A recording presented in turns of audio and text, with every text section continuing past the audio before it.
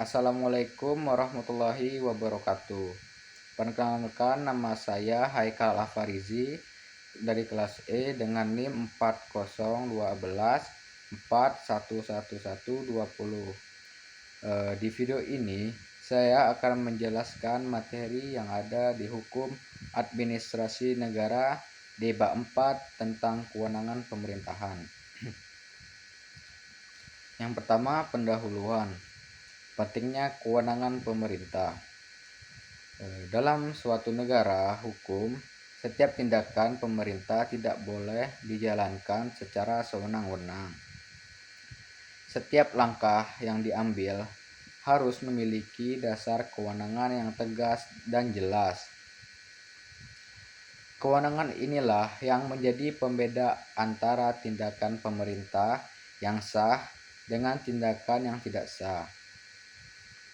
Dengan kata lain, tanpa kewenangan, pemerintah tidak memiliki legitimasi untuk mengatur, menetapkan keputusan, ataupun memaksa warga negara.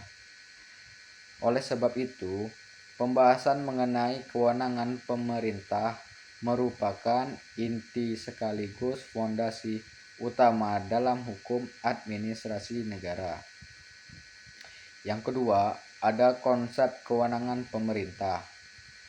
Kewenangan berarti kekuasaan hukum yang diberikan oleh undang-undang atau konstitusi kepada pejabat atau lembaga pemerintah untuk bertindak dalam ranah tertentu. Ada perbedaan antara istilah kewenangan dan wewenang.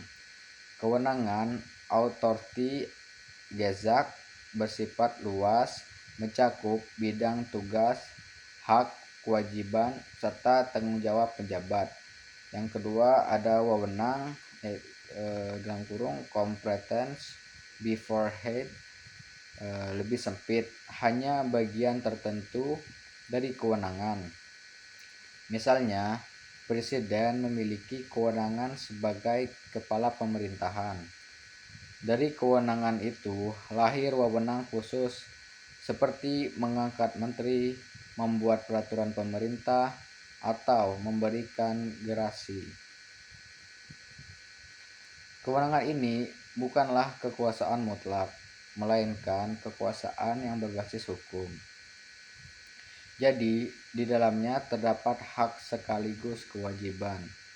Pemerintah tidak hanya boleh menggunakan kewenangannya, tetapi juga wajib menjalankannya untuk kepentingan rakyat. Unsur-unsur kewenangan meliputi: yang pertama ada kekuasaan hukum untuk bertindak.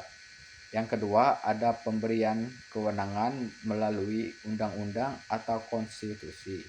Yang ketiga adanya hak dan kewajiban. Yang keempat ada tindakan tersebut menimbulkan akibat hukum. Dengan demikian, kewenangan pemerintah adalah landasan legalitas yang membuat pemerintah sah bertindak. Yang ketiga, macam-macam kewenangan pemerintah, yaitu secara teori, kewenangan pemerintah dapat dibagi menjadi beberapa jenis. Yang pertama, ada wewenang terikat. Pemerintah wajib bertindak sesuai aturan yang sudah ada. Tidak ada pilihan lain.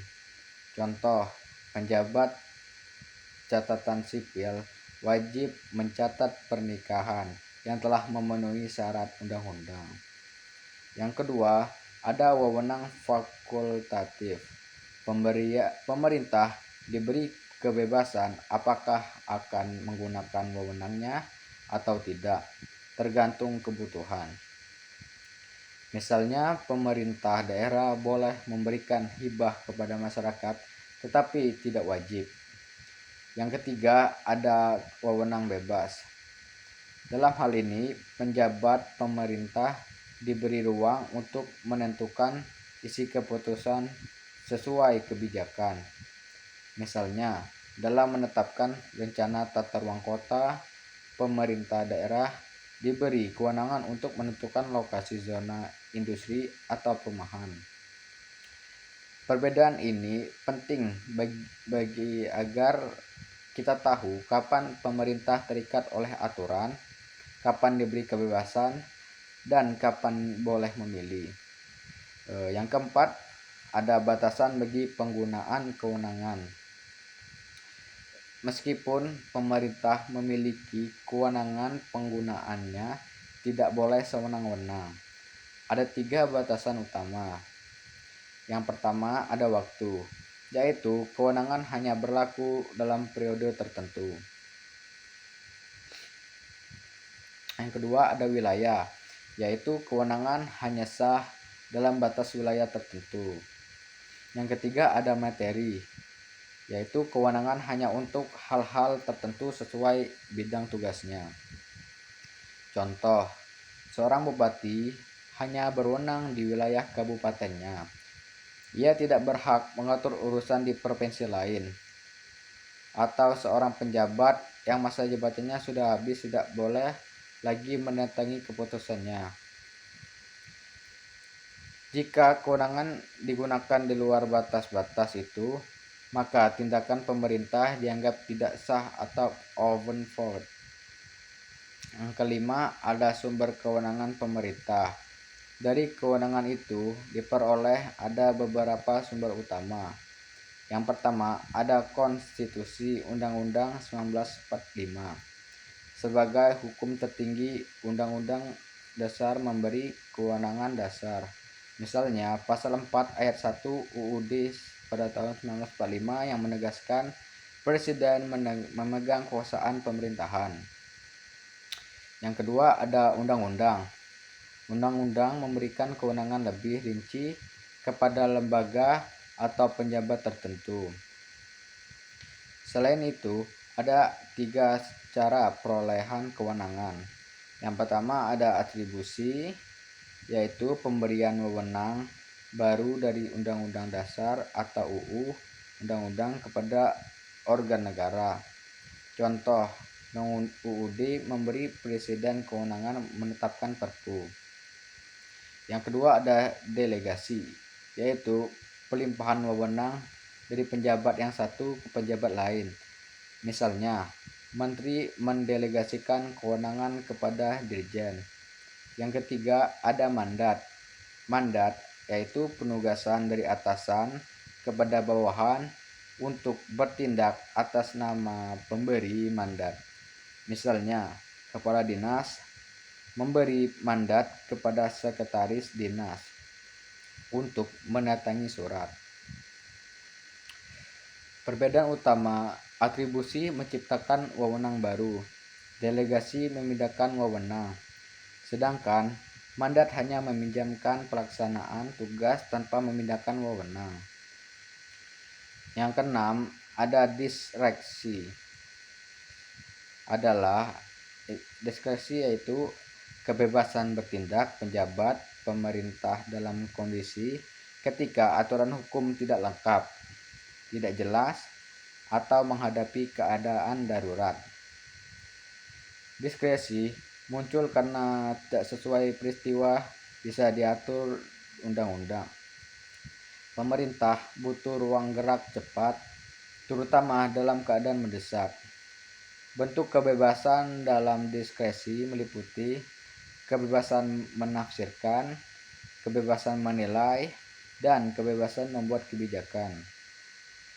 Contoh diskresi, ketika terjadi bencana alam, kepala daerah bisa langsung mengambil keputusan darurat meskipun belum ada aturan teknis demi menyelamatkan rakyat.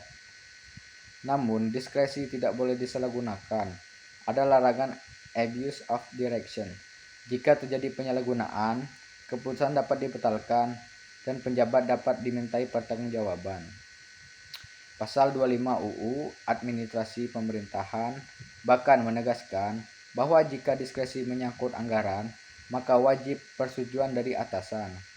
Yang ketujuh, ada kesimpulan. Dari pembahasan ini ada beberapa poin penting yang bisa kita tarik. Yang pertama, pemerintah hanya sah bertindak jika pemerintah dasar kewenangan.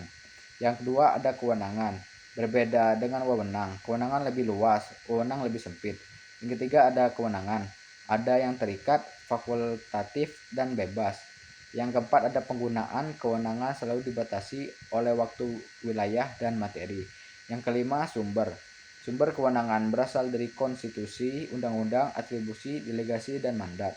Yang keenam, dalam kondisi darurat atau ketika hukum tidak lengkap, penjabat dapat menggunakan diskresi, tetapi tidak harus sesuai hukum dan asas-asas pemerintahan yang baik, harus sesuai hukum. Dengan memahami kewenangan pemerintah, kita bisa memastikan bahwa penyelenggaraan negara berjalan berdasarkan hukum, tidak sewenang-wenang, dan tetap berpihak pada kepentingan rakyat. Baiklah, itu dari saya. Apabila ada salah kata, saya mohon maaf. Dan ini saya akhiri dengan mengucapkan Assalamualaikum warahmatullahi wabarakatuh.